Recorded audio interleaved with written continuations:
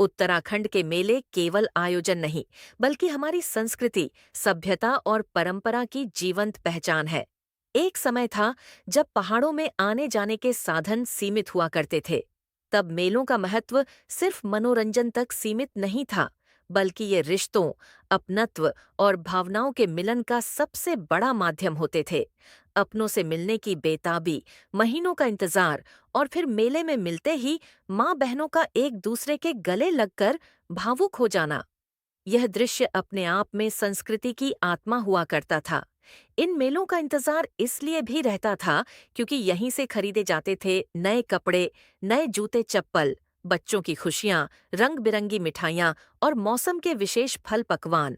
मेले केवल बाजार नहीं, बल्कि जीवन के उत्सव हुआ करते थे। लेकिन समय बदला। डिजिटल युग, शहरों की चकाचौंध और बेहतर आवागमन के संसाधनों ने वो इंतजार, वो अपनापन और रिश्तों की गर्माहट कहीं न कहीं कम कर दी। आज हम आपको लेकर चल रहे हैं पौड़ी जनपद के कल्जीखाल क्षेत्र में स्थित ऐतिहासिक खैरालिंग महादेव मंदिर मेले की ओर। एक ऐसा मेला जहां आज भी परंपरा, आस्था और संस्कृति सांस लेती दिखाई देती है।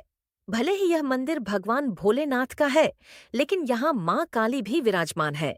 वर्ष 2011 से पहले यहाँ दर्जनों भैंसों और सैकड़ों बकरों की बलि दी जाती थी और उस दौर में इस मेले का स्वरूप कुछ अलग ही हुआ करता था।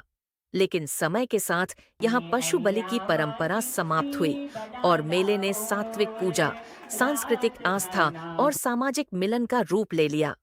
हर वर्ष 6 और 7 जून को लगने वाले इस 2 दिवसीय मेले में देश के विभिन्न हिस्सों में बसे प्रवासी भी अपने गांव लौटते हैं। लोग अपनी मनोकामनाओं की पूर्ति के लिए भोलेनाथ और मां काली की विधिवत पूजा अर्चना करते हैं।